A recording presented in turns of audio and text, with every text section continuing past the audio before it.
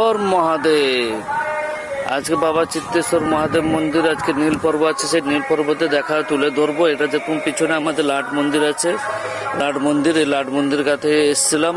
তো আজকে নীলের পর্বে সকাল থেকে চলছে জল ঢালা প্রোগ্রাম, মানে জল ঢালা চলছে, বাবার মাথায় জল ঢালছে যাতে পুণ্য অর্জন করা যায় বা শান্তি থাকা যায় বা মনস্কামনা পূরণ করা যায়। তো রাত্রে নীল পর্ব, নীল জল পড়বে, তো তোমাদের সামনে আমি তুলে ধরবো সেটাও।